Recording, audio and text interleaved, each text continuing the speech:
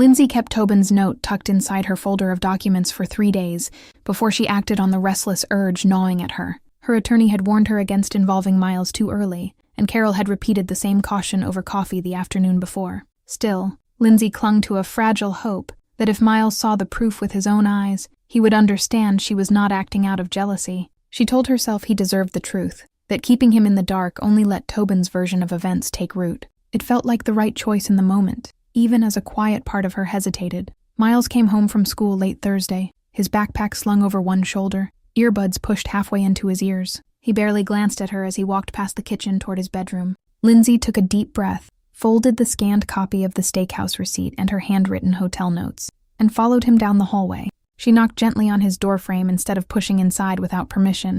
"Miles, can I show you something?" "It won't take long." He pulled one earbud free, his expression already guarded. "I have homework, I know. This matters more right now." He stepped back to let her enter, then dropped his backpack onto the floor beside his desk. Lindsey sat on the edge of his bed and laid the papers out between them, careful to keep her voice calm, free from anger. She pointed to the date on the receipt, explained that it was from one of the nights Tobin had claimed to work overtime. She described what she had seen at the Holiday Inn on the eve of their anniversary, the way Tobin and Elena had walked in holding hands. Miles stared down at the papers for a long time, his face unreadable. Lindsey waited, hoping he would ask questions, hoping the wall between them might crack open just a little. Instead, he lifted his gaze, and his eyes were sharp with resentment. "You're just digging up old stuff to make Dad look," he said flat. "He already told me that woman is just an old friend." They ran into each other by accident. Lindsey blinked, thrown off by how quickly Tobin had packaged an excuse. Running into someone by accident does not mean holding their hand and going into a hotel together. It does not mean lying about a parent-teacher conference and blocking my call. He was trying to avoid a fight. Miles raised his voice, finally letting his frustration go. "You overreact about everything. Dad says if you keep pushing this, you're going to make everyone miss." The words, and Lindsey struggled to keep her tones. "I don't want anyone to be miserable. I just want the truth." "Then stop looking for problems that aren't there." Miles gathered the papers and pushed them back to her. "I don't want to talk about this more. Please leave." Lindsey stood slowly, picking up the documents, and walked back into the hallway with a heavy chest. She had hoped for understanding. She had only pushed him further. That evening, she called Carol and admitted what. The line stayed quiet for several seconds before "I told you that happened," she said, not kindly. 13-year-olds latch onto the parent who feels able, even if that stability is built on lies. "You gave Tobin an opening to paint you." "I thought if he saw evidence, he would." Lindsey replied. "Kids don't process that way yet. He sees a mother attacking the father he admires. Tobin will use this to reinforce every negative thing he's already seen." Lindsey ended the call, feeling defeated. She had a misstep, one that might cost her months of progress. Over dinner that night, the tension at the table was. Miles did not stir at all, only answered Tobin when he asked about a math quiz.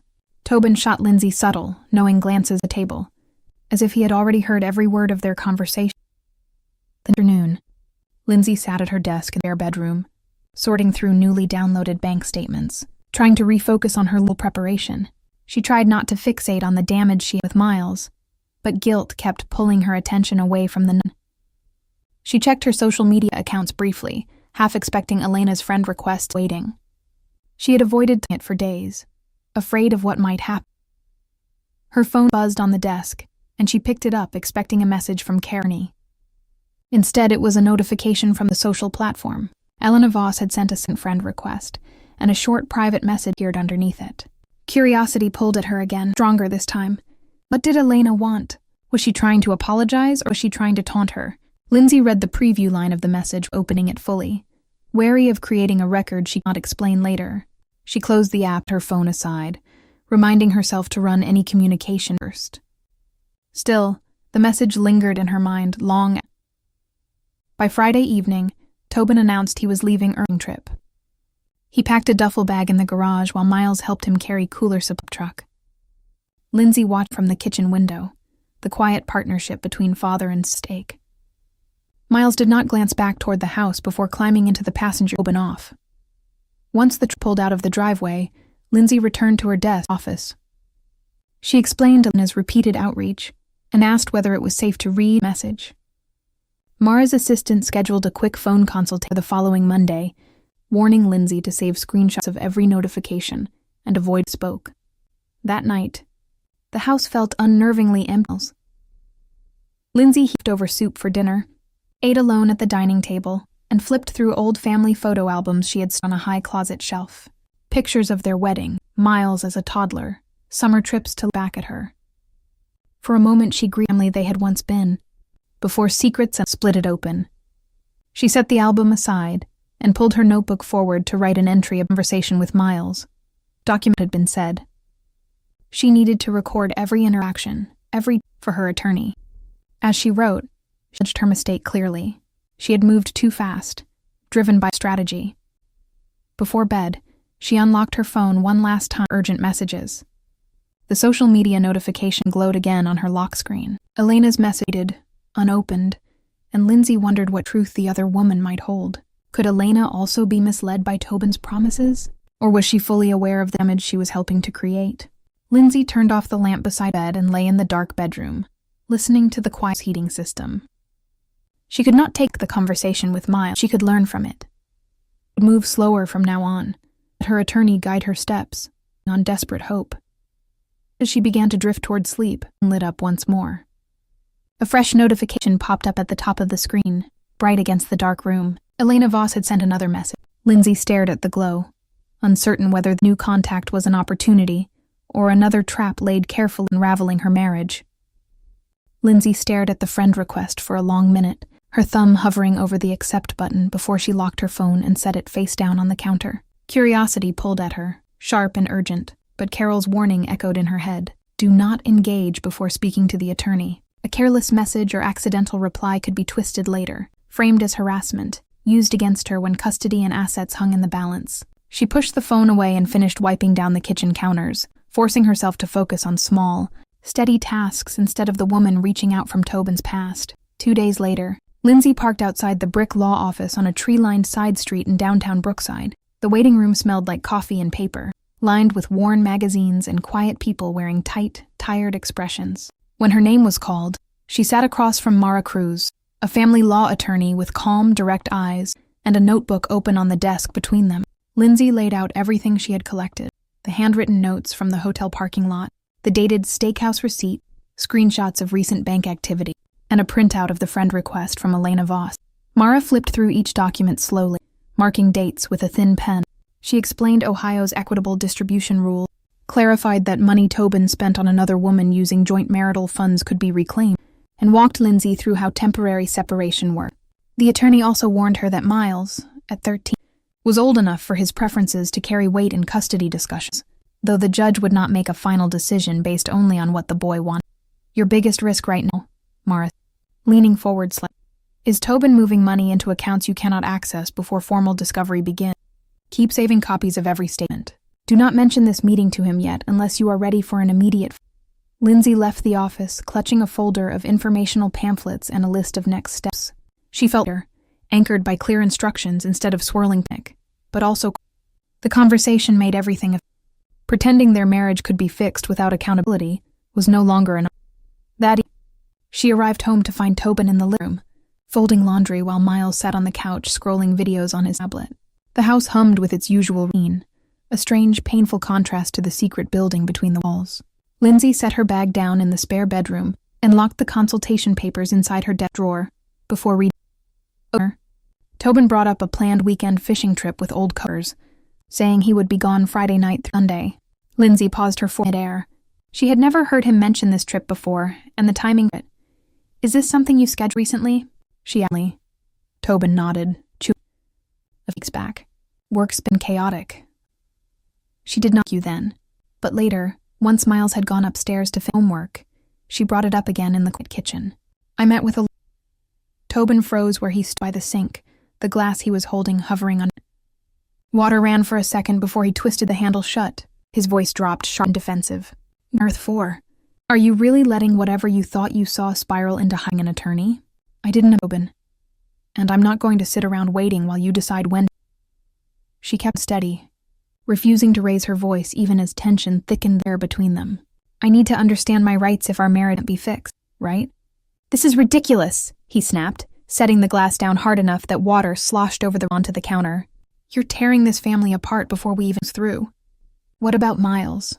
Have you stopped to think how this will hurt him? That's exactly why I'm being careful, he replied. I don't want him caught in a mess we could have avoided. Tobin ran both hands through his hair, pacing a short line across the floor. He shifted tactics quickly, anger melting into a tone.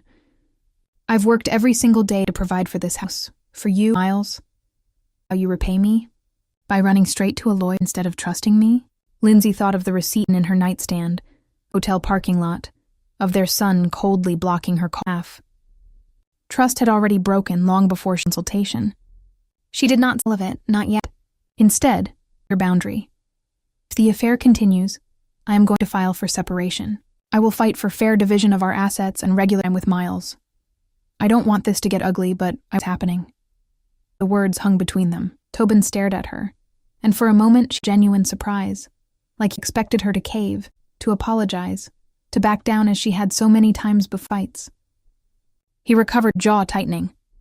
You're making a huge mistake. Their arm carried into the hallway, low but taut. Miles' bed door was slightly ajar. Was the gap too late? The boy had been listening. A minute later. Next morning at breakfast, neither of them. He pushed toast around his plate, fixed on the table. Lindsey tried once more to soft and careful. Miles, about what you heard last night? He lifted his chin, his expression hard. Dad says you're going to break up our just because you're jealous. If you make him leave, I'm staying with him. I don't want everything. The comment landed like a punch to the chest.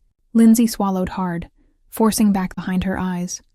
She had feared this, feared Miles blame her for the collapse of their home, even though he told that night. She did not press him further. There was no winning an argument when Tobin controlled the Miles believed. Once Miles left for school and Tobin headed out for work, at the kitchen table. She pulled out her notebook, wrote down every part of it, every threat she had laid out. She saved new copies of banks to her encrypted cloud folder, cross-referencing charges to see where Tobin's spending had several months. By mid-afternoon, her phone buzzed from Mara, her attorney. The note confirmed they could send formal financial discovery requests once Lindsey decided to move forward with separation paperwork. The choice was hers to make. Was open. Lindsey leaned back in her chair and stared out the kitchen at suburban street. Birds hopped across the green lawn, a neighbor walked their dog, and the world continued turning as if her whole did off its axis. She had stopped waiting for Tobin to choose her. She had drawn her line, and now the consequence around her. That night, after every home and the house grew quiet again, Lindsey lay Tobin in their shared bed. He slept facing away from her, his breathing slow, even, as if nothing had changed. She stared at the dark ceiling, thinking about the fishing trip he claimed to be taking, one part of those plans. Before she drifted into fitful sleep, made one firm decision. She would not rush into filing papers tomorrow, but she would not delay forever either. The next Tobin chose to do. Down the hall, Miles lay awake too, scrolling text messages from his father, replaying every warning Tobin and Lindsey over the past weeks. He thought he was protecting his family. He had no idea the choice mother further away. When morning arrived, Lindsey found a typed note on the fridge left before he left for work. The message was bold. Think about what you're doing. It'd destroy us. She folded the note carefully in a stack of documentation. The balance of power between them had shifted, no longer the one begging for honesty. But as she set the paper down, she worried about the cost ahead, especially the widening between her and her son. Lindsey sat in Carol's small apartment kitchen, the bakery box still resting on the passenger seat of her car outside. She had not opened it, had not touched the cake that was supposed to mark their anniversary. The overhead light cast a pale glow over the table, and Carol slid a glass of cold iced tea across the worn wooden surface, her expression soft but sharp with focus. Lindsey had laid out the notebook, the scribbled timeline from the hotel lot, every detail she could remember from the phone call with Miles. Carol leaned back in her chair and folded her arms. The first thing you cannot do is march home and accuse them both tonight. Tobin will spin this until you doubt your own eyes, and Miles will dig his heels in deeper, because he thinks he is protecting his dad. Lindsey stared down at her trembling hands. She had spent hours replaying the way Miles had spoken, flat and unyielding, like he had practiced the lie before picking up the phone. She kept telling herself he was only 13, caught in the middle, too young to understand the weight of what he had done. Still, the sting lingered, sharper than the sight of Tobin holding another woman's hand. She had always believed her son would come to her with the hard things. Now he was hiding secrets for her husband.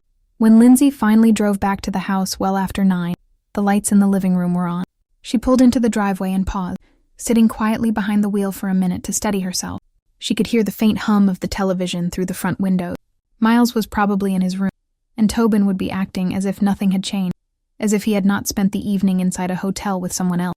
She unlocked the front door and stepped inside. Tobin looked up from the couch, a remote balanced in one hand, and offered her a casual smile. "Hey, I thought you'd be home earlier. Did you grab the cake?" Lindsey set her purse on the entryway table, keeping her voice even. "I stopped to see Kel. Ran a little." Tobin nodded and turned back toward the screen. "The parent-teacher conference ran longer than I expected. Miles said you tried calling her." Her fingers curled into her palm. There it was, the lie spoken openly in their own living room, as if she would accept it without question. "I thought 8th grade conferences wrapped up 2 weeks. Lindsey. Tobin shrugged, not looking away from the extra check-ins for kids falling behind. Nothing big. She did not push further yet. She knew fighting now would only give him an excuse to call her irrational. Instead, she wandered toward the kitchen, pretending to search for a waddle, while her gaze drifted over the hooks by the back door, where Tobin usually hung his. The navy button-down he had worn that morning was draped over one of them. Later that night, once Miles had retreated to his bedroom and Tobin was in the shower, Lindsey crossed to. She slipped her hand into the inner pocket carefully, heart thudding, half expecting Tobin to walk out. Her fingers brushed against folded paper, and she pulled it free. It was a receipt from a downtown steakhouse, dated 3 weeks prior. 2 entrees, a bottle of wine, dessert. The name on the card opens, and the timestamp lined up with one of the nights he had told her he was stuck late. She folded the receipt and tucked it into the small notebook she kept in her stand, beside the notes she had written in the hotel parking lot. The evidence was small, incremental. It was something. Next morning, she called around to 3 different family law offices, asking for initial consultation rates availability. The third attorney's assistant scheduled her for an appointment days later, a slot tucked between the woman's morning. Lindsey wrote the time-down planner, her handwriting firmer than its. Over breakfast the next day, she tried speaking Giles. She sat across from him at the kitchen table while he picked cereal, his phone resting face full. "Buddy, can we talk for a minute?" "About last night." Miles' shoulders tensed. He did not lift his eyes screen. "Already told you. Busy." "I know you think you were helping him," he said quietly. "Lying to me hurts. A lot." He finally glanced up, his jaw tight. "You're just mad because Dad has things to do that don't involve you. Everyone over times." The words landed heavy, and Lindsey bit back the retort burning on her tongue. She could see Tobin's influence every syllable, the way he framed Lindsey's concern. Or she could respond. Miles pushed his chair back, grabbed his backpack, and headed for the front door without his. Tobin watched him leave, then turned to Brown. "What did you say to him?" "Irritable all morning." Lindsey met his gaze directly. "I asked him last night." Tobin sighed and over his jaw. "Lindsey, you're too much into this. You've been stressed with the clinic bookkeeping, and you're imagining things. We have a good life. Why mess with it?" She stared at him, at the ease evidence in his posture, the way he expected her to fold back into the quiet, forgiving wife she'd known years. For a split second, she almost wanted to agree, to pretend she had missed everything at the hotel, to let the normal stay intact. But the receipt in her nightstand reminded her that this had been going on. That afternoon, Lindsey logged into their shared online banking portal from the spare bedroom. She began downloading statements, saving copies of mortgage documents, insurance paperwork, tax returns from the past 3 years. She organized every file into a password-protected folder in her personal cloud storage, each one clearly. Carol had warned her not to rely solely on paper copies that destroy. By the end of the day, Lindsey sat back with her tired eyes. She spent hours sorting files, scheduling legal help, and navigating left her raw. She still had not confronted Tobin about the hotel, still had not shown him she was gathering. But no longer frozen in shock, she was preparing. Phone buzzed on the desk beside her. Message from Carol. "Did you book the consultation?" Lindsey typed back a short, then set the device down. She thought about them with the attorney coming up soon, about what she would learn regarding parenting rights. A in her chest. Later that evening, Ben came home with takeout burgers, his usual casual routine, as been crossed between them.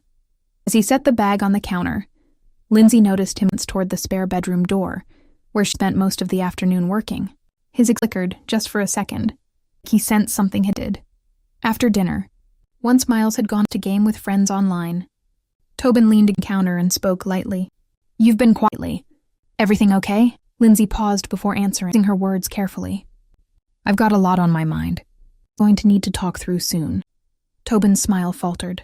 For the first time since the anniversary Eve incident, she saw ease cross his face. He pushed off the counter and mumbled something about checking his work email, retreating toward the home office. Lindsey stood alone in the kitchen, steps fade down the hallway. She reached into her pocket, touched the edge of the steakhouse receipt, small against her palm. She was still gathering still building her case. Had started to tilt. As she cleaned up the leftover burger wrappers, her phone lit up on the counter with a notification. She picked it up. Her breath, she saw what appeared on the screen. A new friend request had popped up for a name she did not recognize at first glance. The profile photo showed the woman walking into the hotel with Elena Voss. The golden light of early evening spilled across the highway strip outside Brookside, Ohio, painting the tops of oak trees soft amber as Lindsey Hale eased her sedan into the turn lane. She balanced a paper bakery box on the passenger seat, still warm from the vanilla cake she'd ordered for their 15th wedding anniversary. Tomorrow was the actual date, but Tobin had said he could clear his schedule tonight for a quiet dinner at home. Miles had homework, so they planned something small: steak on the grill, that cake, a bottle of cheap sweet white wine they kept tucked in the back of the pantry. Lindsey had spent most of her afternoon wrapping a leather wallet she'd picked out for Tobin, embossed with his initials. She'd saved for 3 months without mentioning it. A quiet gesture after years of putting her own wants aside. She slowed at the red light, eyes drifting toward the Holiday Inn parking lot beside the highway diner. Most nights, the lot was filled with work trucks and family minivans, nothing worth noticing. Tonight something snagged her attention, sharp and unshakable. A man in a navy button-down, the exact shirt Tobin had worn that morning, walked toward the glass front doors with a woman beside him. Their hands were laced together, loose but deliberate, the kind of touch two people shared when they thought no one they knew was watching. Lindsey squinted, her chest tightening as she recognized the slope of his shoulder, the way he tilted his head when he listened to someone speak. Her throat went dry. The light turned green, but she did not move. She watched them pause just before stepping inside. The woman laughed, tipping her face up toward him, and Tobin brushed a strand of hair off her cheek. Lindsey's fingers tightened around the steering wheel until her knuckles whitened. This could be innocent. A coworker, a client, something harmless. She repeated the thought 3 times in her head, but it did nothing to calm the cold dread coiling low in her stomach. She pulled into an empty spot at the far edge of the lot, shut off the engine, and reached for her. Her thumb hovered over Tobin's contact name before she pressed. The line rang 4 times, long and hollow in the quiet car, before someone answered. It was not Tobin. "Hello?" Miles's voice, steady and flat, no trace of the warmth he usually saved for her. Lindsey blinked and said, "Buddy, where's Dad? I thought he was heading." "He can't talk right now," Miles said. "He's at the parent-teacher conference for my math class. Outsiders aren't supposed to do." Lindsey frowned. The parent-teacher conferences for 8th grade had ended 2 weeks ago. She'd attended them herself, sitting beside Tobin in the middle school gym while Miles's teacher walked them through algebra benchmarks and stuff. There was no tonight. Before she could question, a soft click echoed over the line, followed by dead air. The call had ended. She tried dialing again. A robotic message played back in her ear. "The number you are trying to reach has blocked incoming calls." Lindsey lowered the phone to her lap and stared out at the pair she had seen gone now, vanished inside the building right lobby. The bakery box sat beside her, the cake inside meant to celebrate 15 years of marriage, 15 years of shared mortgage payments, sick days, car repairs, late nights caring for Miles, 15 years of seeing each other, or so. A car rumbled past her in the lot, headlights sweeping across her windshield, pulling her. Her hands shook slightly as she unlocked the screen again, scrolling through recent text messages. His last message, that afternoon, had read running a work check-in. No mention of a hotel, no mention of anyone else.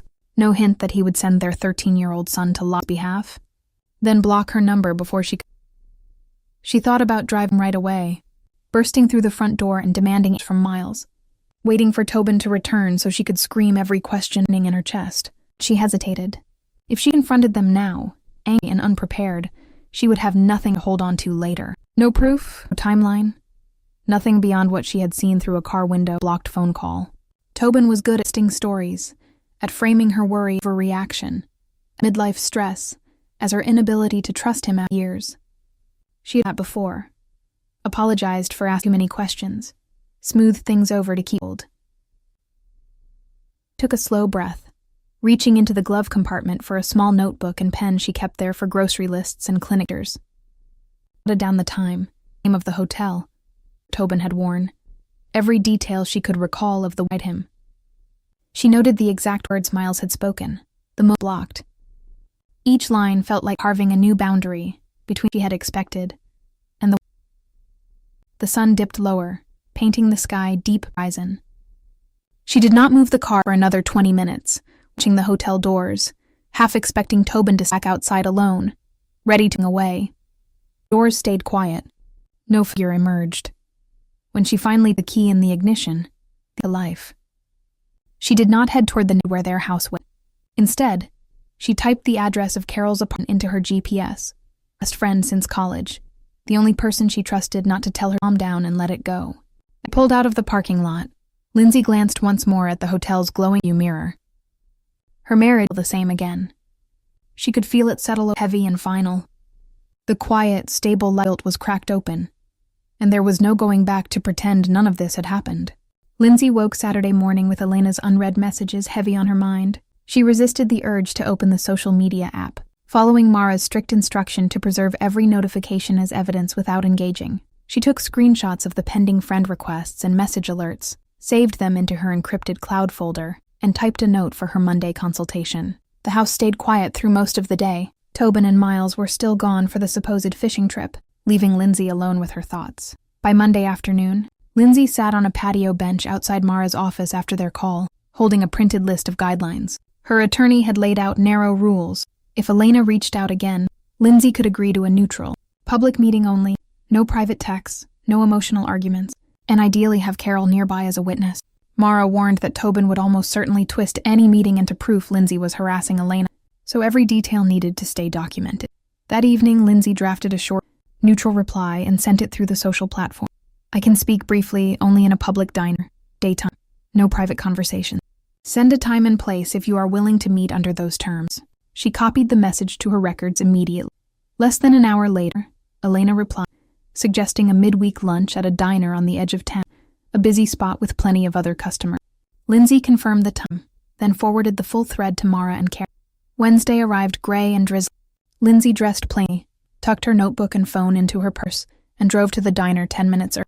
She chose a booth near the front window, where cameras and other patrons could easily see. Elena walked in shortly after, rain dotted on her jacket, and slid across the table without hesitation. For the first few minutes, they sat in awkward silence, while the server poured 2 glasses of water. Elena spoke first, her voice. I didn't know how to reach you without Tobin finding. He told me your marriage was basically over, that you two were already separate. Lindsey kept her tone steady.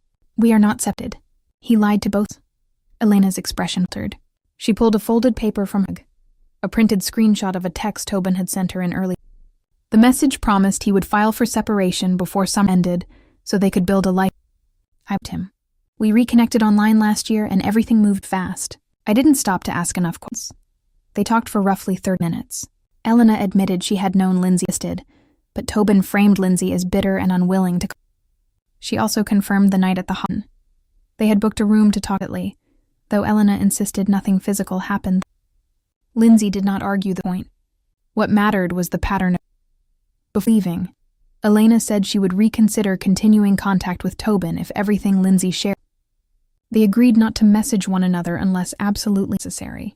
Lindsey left the diner with Paige's new notes, her head spinning with confirmation that Tobin had constructed separate realities.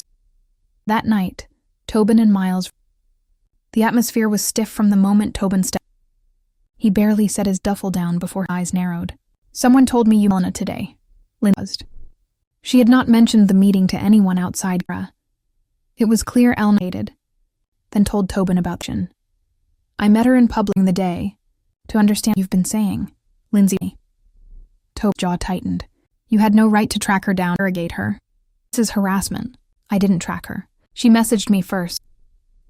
Lindsey gestured toward her purse where her notebook sat with the full message documented. She told me you promised me by summer. Did you mean that? Instead of answering, Tobin shifted into aggression. This is exactly why I spoke to me this week. If you keep interfering with my personal relationships and dragging Elena into our marriage mess, I will file for primary custody of Miles. A judge will see you're creating chaos for our son." The threat landed hard. Lindsey had anticipated financial fights, asset disputes, but the custody warning sent a cold chest. She knew Mara had cautioned that custodials were possible, yet hearing Tobin say it direct blow. Miles stood in the hallway behind his father, His face gave nothing away, but Lindsey's shoulders tense. Tobin noticed and turned toward their son, softly. "Don't worry, buddy. I won't let Mom do anything." Lindsey didn't argue in front of Miles. She retreated to the spare bedroom and called Mara immediately after the boy went upstairs.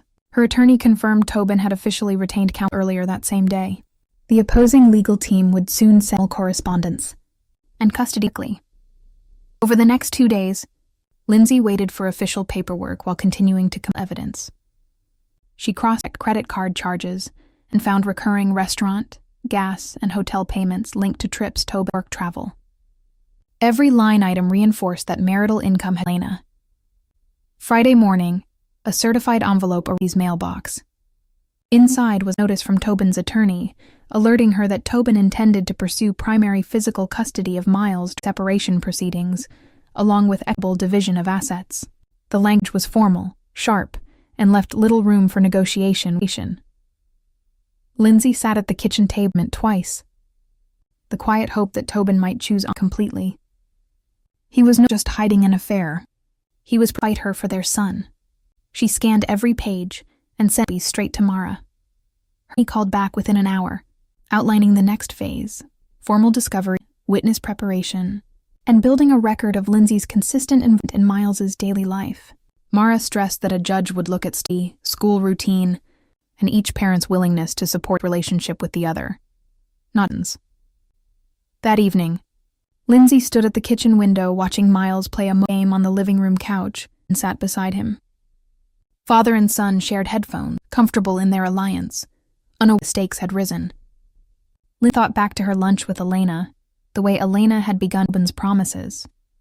Would Elena pull away once she realized Tobin planned to fight a custody battle rather than leave his marriage cleanly? As she turned away from the window, her phone with a new text from Mara. The opposing attorney would be contacting them early the following week to financial records.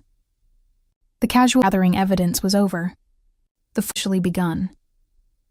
Lindsey set her phone down and picked up her notebook of the attorney letter. Slowly, deliberately, every entry mattered. Outside, the sun dipped below the roof, painting the sky gray. The middle existed.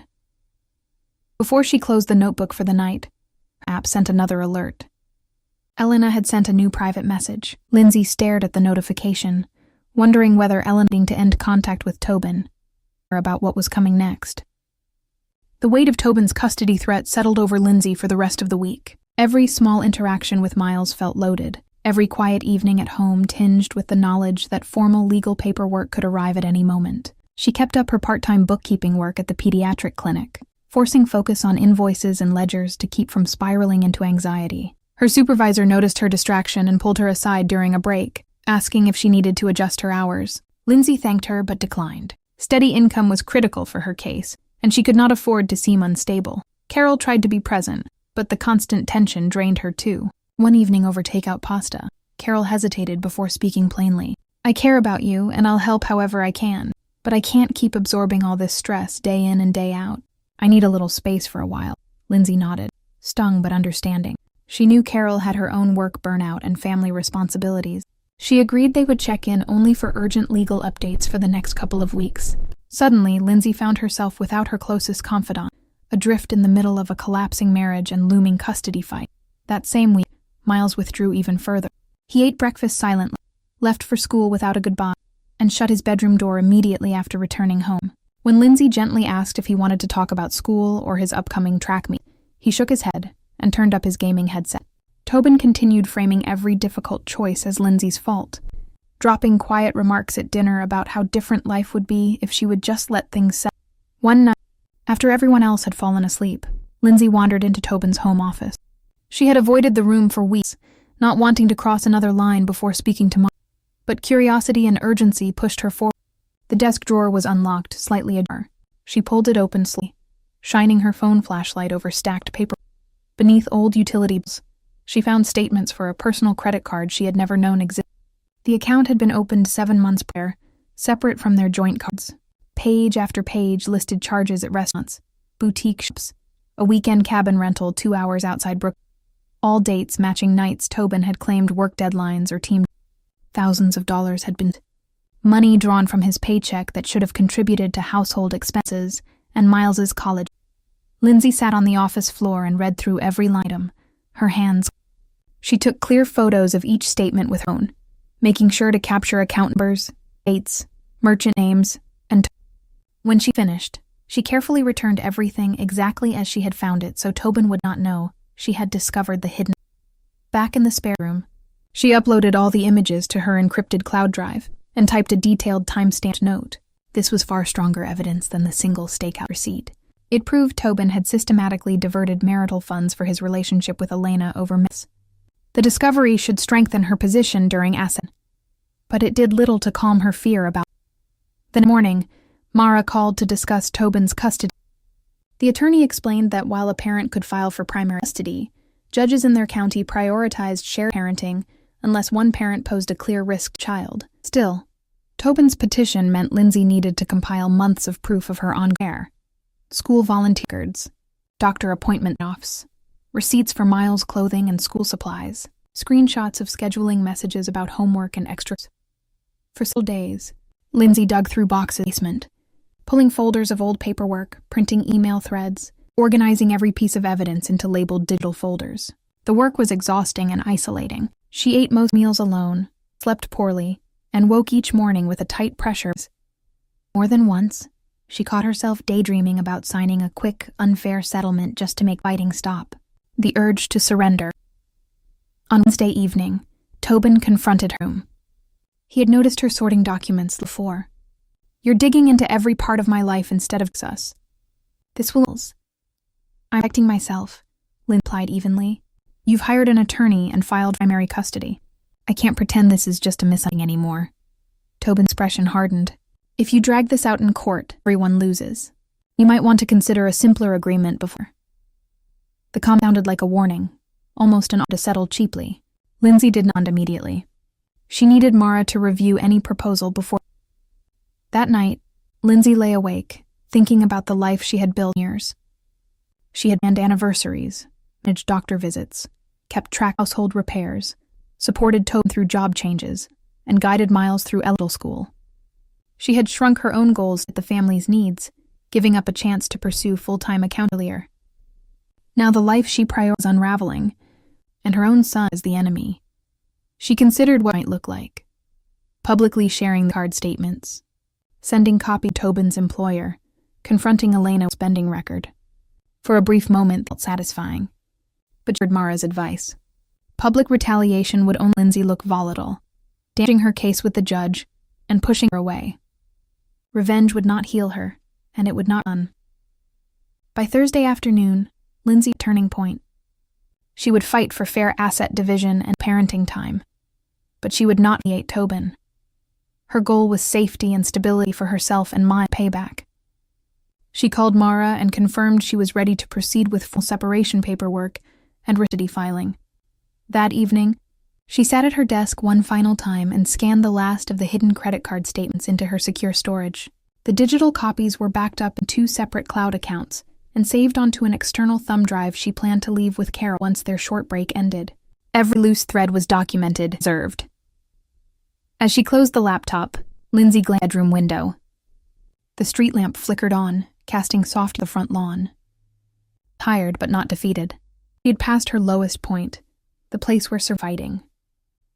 Down the hallway, Miles over his laptop. He had overheard snippets of Lindsey the night before. He still trusted his father's version of events, but began to creep in. He remembered nights Tobin came home late, the unexplained trips, the quiet phone calls taken out on here. Tobin stepped into Miles's bedroom a few minutes door behind him. He sat on the edge of the bed and spoke softly, reminding Miles of overreacting. He did not mention the hidden credit card, Elena. Miles nodded along, but a faint, unspoken question in the back of his mind. What if there was more to the story than Dad was telling him? Lindsey had no way of knowing that her carefully saved shift everything. For now, she only knew she was no longer fighting blindly. She had a clear strategy, complete records, and a quiet resolve to build a new life once this chapter ended. The following week was filled with back and forth between the two attorneys. Draft parenting plans, asset worksheets, and proposed settlement terms traveled electronically across town, each side marking concessions and hard lines. Mara kept Lindsey grounded, walking her through every clause so she understood exactly what she was agreeing to before signing anything. Lindsey refused to rush, even when Tobin grew impatient and pressed her for a quick resolution during rare, tense conversations at home. Miles remained withdrawn, but Lindsey noticed subtle changes. He no longer automatically defended Tobin at the dinner table. Sometimes he paused mid-sentence when his father described a late work night, his gaze drifting down to his plate. The credit card statement he'd glimpsed in the office lingered in his thoughts, unanswered questions stacking up one by one. He still had not spoken about what he saw to anyone. On Thursday afternoon, Elena sent Lindsey one final message through the social media platform. She wrote that she had confronted Tobin about the hidden spending and the custody petition, and that she could no longer trust his promises. She planned to step away from their relationship entirely. She attached a screenshot of a text where Tobin admitted he had no immediate intention to leave his marriage, even after everything they had shared. Lindsey forwarded the message directly to Mara, who added it to the case file as corroborating evidence of Tobin's pattern of deception. For Lindsey, the note carried little satisfaction, only a weary confirmation. Tobin had misled both women, weaving separate stories to keep his life balanced however suited him best. That evening, Tobin arrived home irritable. He had just received a message from Elena ending contact, and he suspected Lindsey had influenced the decision. He found Lindsey in the kitchen packing leftovers into containers and spoke sharp. "You've been talking to Elena again, haven't you?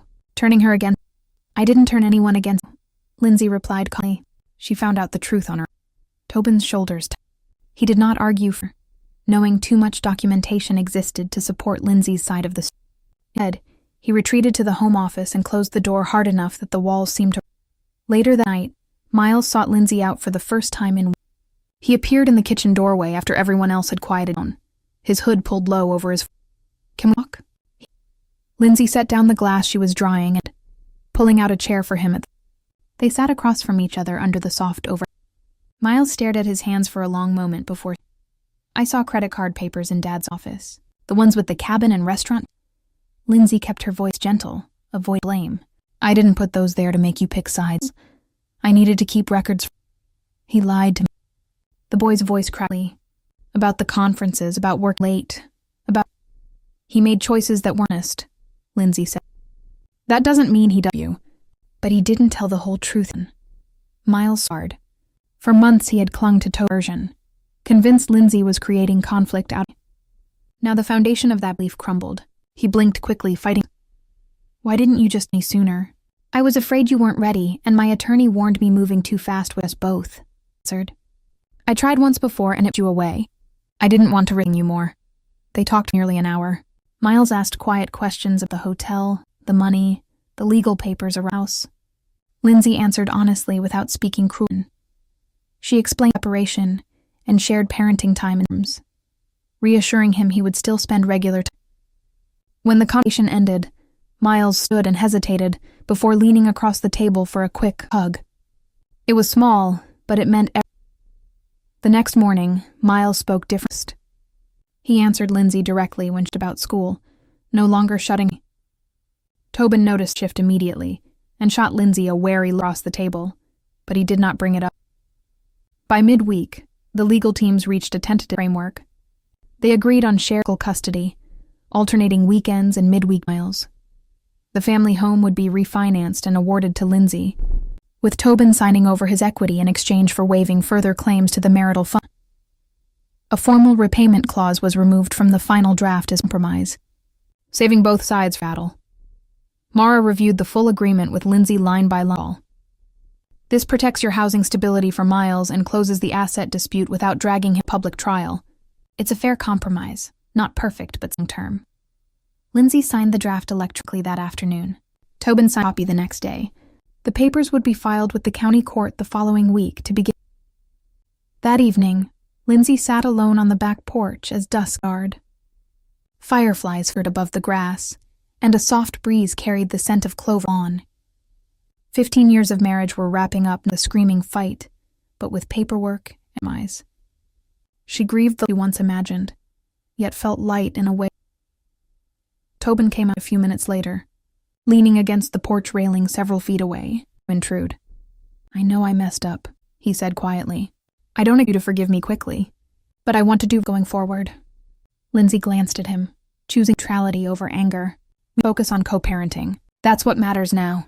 He nodded and went back inside. The conversation not reconciliation, only an new boundary. Inside the house, Miles sat in the bedroom texting a friend, occasionally glancing out the window toward his parents on the porch. He felt confused and hurt, but the worst of the pressure had lifted. He understood now that adults could break promises without being entirely evil, and fairly simple. Lindsey stayed outside and fully dark. She thought about the months spent gathering receipts, writing notes, attending attorney meetings, fighting loneliness. She had avoided cruel retaliation, prioritized stability for her son, forward.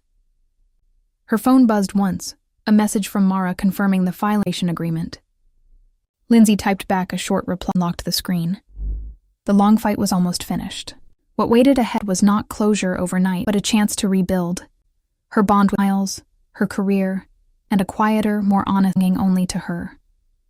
Lindsey emailed the full set of hidden credit card records to Mara first thing Friday morning, attaching timestamps, photos, and her written notes about finding the statements in Tobin's office drawer. Within an hour, her attorney called back, the tone sharper and more confident than before. "This changes the discovery," Mara explained. "We can formally request repayment for marital funds he spent on Elena. Once their legal team receives this, Tobin will understand hiding assets won't work. But we still need to stay disciplined. No public posts, no emotional confrontations." Mara drafted formal discovery requests that afternoon, asking Tobin's counsel to produce 3 years of all personal and joint bank accounts, credit lines, receipts for travel, and records of any transfers to third parties. The paperwork would be delivered by certified mail early the next week. Over the weekend, Lindsey kept to a quiet routine. She logged her regular bookkeeping hours, cooked simple meals, and avoided drawn-out conversations with Tobin. The house remained tense, a fragile truce hanging between them. Tobin could sense Lindsey had gained some kind of leverage, though he did not know exactly what she had uncovered. He watched her more closely, glancing at her laptop screen whenever he walked past the spare bedroom. On Monday, the opposing law firm received the discovery packet. By Wednesday afternoon, Tobin came home from work earlier than usual, his face tight with frustration. He found Lindsey folding laundry in the living room and closed the front door firmly behind him. "You sent my attorney a stack of old credit records," he said without preamble. "Can't we settle this privately instead of dragging everything through court?" Lindsey kept folding a hoodie for Miles, not looking up immediately. "I'm willing to settle fair. That means disclosing all assets, accounting for money spent outside our marriage, and agreeing to shared parenting." Tobin sighed and ran a hand over his jaw, switching from anger to a worn, pleading tone. "This is going to destroy my reputation. The regional manager position I'm up for depends on clean personnel records. If this goes to a messy court fight, I could lose the promotion." Lindsey paused and finally met his eyes. She felt a flicker of sympathy, but she refused to set aside her own security for his career advancement. "That's not my responsibility. You made those choices." He tried bargaining, suggesting she accept a smaller portion of the shared savings in exchange for dropping the asset claim and keeping custody negotiations low conflict. Lindsey did not agree to it. She told him all settlement terms had to go through Mara. At night, Lindsey texted Carol to begin, explaining that the discovery requests had pushed Tobin to negotiate. Carol replied quickly, agreeing to meet for dinner the following. Their temporary space had helped reset their friendship, and Carol was ready to support Lindsey again as the negotiation phase. At dinner in a quiet downer, Carol listened while Lindsey laid out Tobin's attempt to bargain. "Don't rush," warned. "He's desperate now because the hidden spending is exposed. Desperate people offer deals that sound at first, but leave you shorter." The next few days passed slowly, as both legal teams exchanged preliminary settlement terms. Mara reviewed a draft, marking clauses that would leave Lindsey vulnerable, especially regarding refinancing the family home and Miles's future college. While the adults negotiated behind full letters, small shifts were happening. Miles had wandered into Tobin's home office one afternoon looking for tape for a school project. The top desk drawer had been left slightly open, and he caught a glimpse of printed credit card statements spread across the surface. Curious, he picked one up and searches. Rentals. Restaurant tab, boutique gifts, dates lining up with nights his father had claimed. Miles set the back quickly, chest tight. He had believed Tobin's been for months, that Lindsey were reacting, that Elena was... The numbers on the page story. He retreated to his bedroom, sat on his bed, staring at his gaming screen with him. Doubt settled inside him. He did not mention what he had seen to either. At dinner, he stayed quiet, watching Tobin carefully as his father spoke casually about work deadlines and upcoming baseball practice. The contrast between the easy words and the secret papering. After dinner, Lindsey received a call from Mara. Tobin's attorney had confirmed their client would comply fully with plans. He could no longer withhold bank statements or accounts. The threat of sanctions from the court for fraudulent asset hiding had. Leverage is fading, Mara said, but custody is still open for negotiation. We need to build a clear parenting plan that gives you consent with Miles. Lindsey hung up the phone and leaned against the kitchen counter. She had spent months gathering evidence, holding back her anger, choosing strategy. The effort was finally...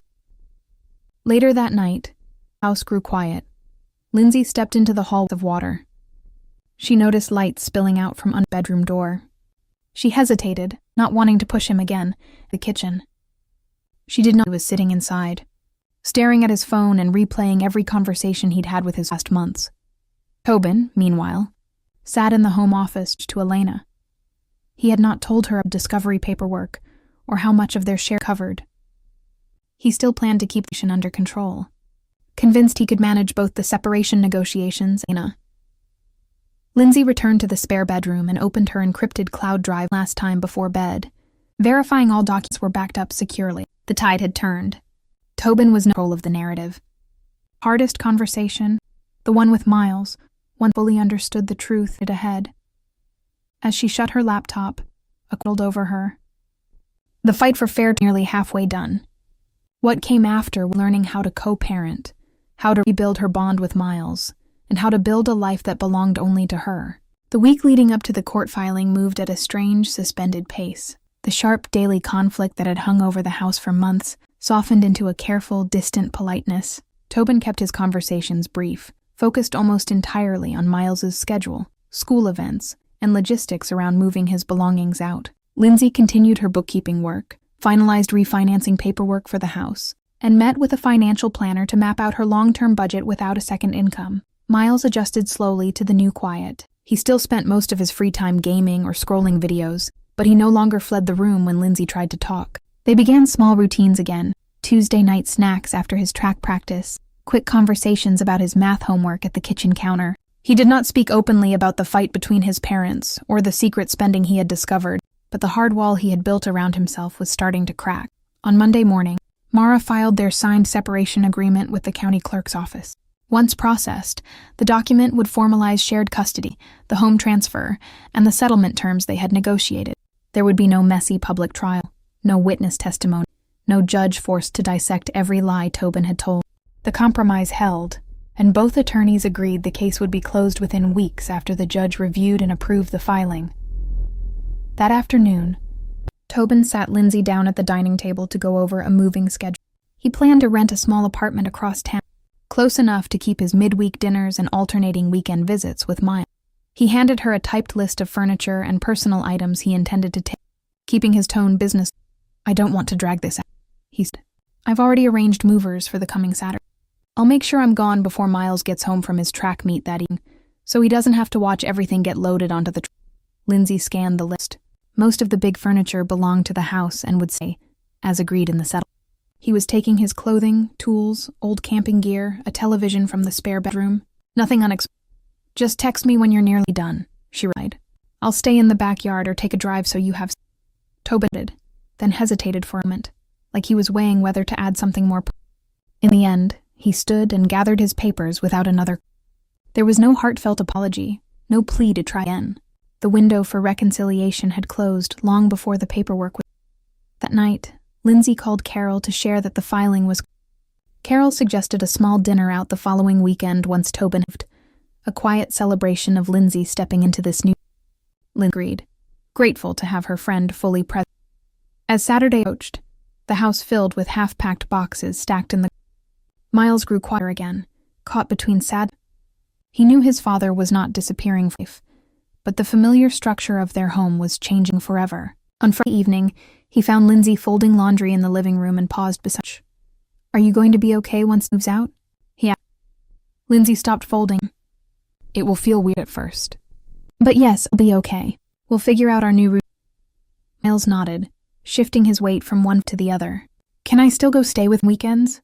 Not because I'm choosing him over you, I don't want everything to change." "Can," Lee assured him. "The agreement says you get regular time of us." The next morning arrived gray, overcast. Lindsey left the house early, driving to a nearby coffee shop with a book to give Tobin and the Missy. She sipped drinks slowly, watching rains in the window, thinking about the 15 years she had in the house, wedding gifts, late nights with a toddler, holiday dinners, some barbecues. It was not a marriage ending. An entire version of herself died. By mid-afternoon, Tobin texted. "Key on the kitchen counter. Drove back home." The driveway was empty, the door closed. She unlocked the front inside. The house felt larger, quieter, lighter. The boxes and moving blankets were gone. Only faint scuff marks on the hallway floor remained as proof anyone left.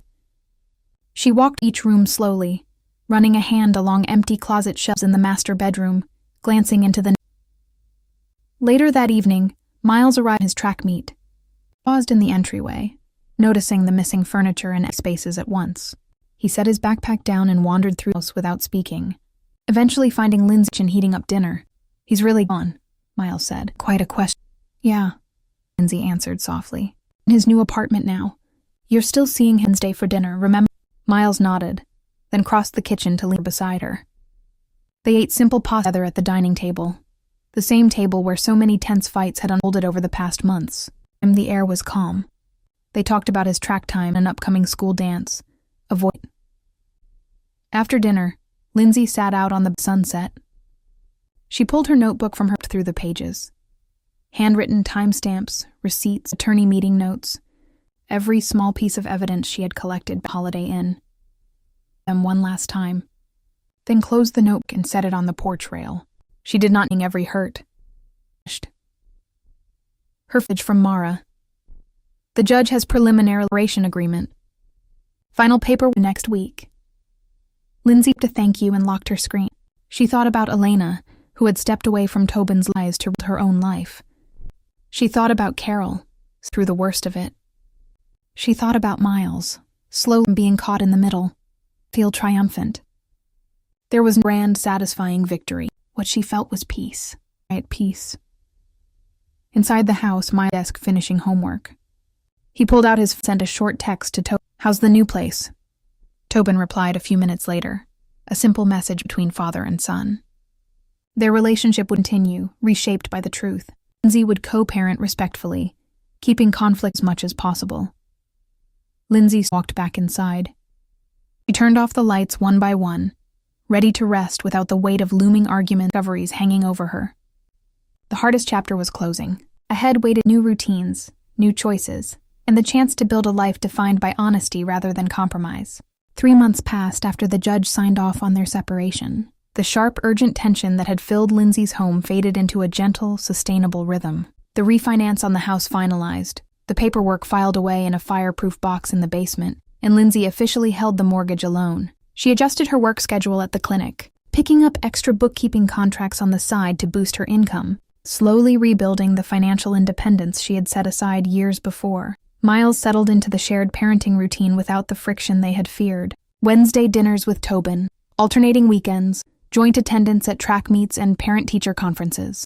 Lindsey and Tobin spoke only through scheduled messages about their son's needs, rarely crossing into personal conversation. There were no more accusations, no hidden receipts, no carefully constructed lies designed to keep everyone in their separate lanes. The truce was quiet, practical, built entirely around caring for Miles. Miles grew more open with Lindsey as time went on. He told her about friends, frustrations with algebra, and the pressure he felt to fit in at school. One rainy Saturday afternoon, they cleared out the spare bedroom together, turning the space into a small home office for Lindsey and a quiet study nook for Miles. As they stacked old boxes of Tobin's paperwork for donation, Miles paused and glanced at the locked storage bin holding Lindsey's case file. "Do you still think about everything that happened?" he asked. Lindsey set down a stack of folders and leaned against the wall. Sometimes, but I don't dwell on it anymore. The point wasn't to hold on to the hurt forever. It was to make sure we could both be safe moving forward. Miles, folding a blanket and placing it into a donation. I still talk to Dad. It's different. He doesn't try to make excuses. Lindsey smiled. You deserve a relationship with him, just one built on the... That evening, Carol came over with takeout and a bottle of wine. They sat on the back porch as dusk rolled over the hood, fireflies flickering above the... Carol raised her glass. To the new chapter. No more digging for receipts. No last-minute attorney panic. Lindsey clinked her glass against hers. To honesty and slower, kinder... They talked about Lindsey's plans to take a part-time accounting certification course, a dream she had abandoned when Miles was, and the household needed her steady. It felt possible now, a future that belonged only to her, not tied to anyone else's choices or career. A week later, Lindsey ran into Elena at the grocery. It was a casual encounter in the produce aisle, both reaching for the same bag of spinach. They paused, awkward. Then Elena offered a quiet. I haven't spoken to Tobin since everything ended, Elena said. I've moved to a different town, Fob. I just wanted to say I'm sorry for my... Lindsey considered the words. She did not carry rage for anymore. They had both been misled by the same man. Thank you. I hope They finished their shop separately. No further conversation needed. The loose thread tying their lives together had finally unraveled. As autumn arrived, the leaves turned burnt orange and gold. Lindsey attended every track meet, cheering from the sidelines beside Tobin when they're sketched. They kept their distance, civil in front of Miles, no lingering resentment. Co-parenting, she learned, was not friendship. It was a commitment to put on first. Even after it broke. Friday night, Miles came home from Tobin's apartment carrying a framed family photo for the Fort Lake Erie, smiling on a dock during vacation. Dad would keep this, Miles explained, setting it on the living room mantel. We were once, weren't we? Lindsey lit the photograph, remembering that trip, the easy laughter and quiet plan there. We were. People change, though. That doesn't hurt the good parts. And it doesn't mean we have to stay in something that's... Miles studied the picture for a long time before nodding. He did not ask hers that night. Some less. Lindsey bed early that night, lying in the master bedroom alone. The house was quiet, but no longer felt empty. It felt like hers. She thought back to that evening in the inn parking lot, the cold shock of seeing Tobin holding another woman's hand, the panic that had frozen the wheel. That single moment had unraveled years of marriage, but it had also pushed her to find strength she possessed. Revenge. She had not fought Tobin. She fought for fairness, for stability, for the chance to raise Miles in a home built on truth. She'd learned to set boundaries, trust her own judgment, to rebuild a life without leaning on... The next morning, Lindsey brewed coffee. She sat at the kitchen table with her laptop, opening the registration page for her accounting class. Outside, sunlight filtered through the front yard. Somewhere down the street, a neighbor laughed in the distance. Ordinary, gentle morning. Miles wandered the kitchen a little later, rubbing sleep from his eyes, and poured himself a bowl of cereal.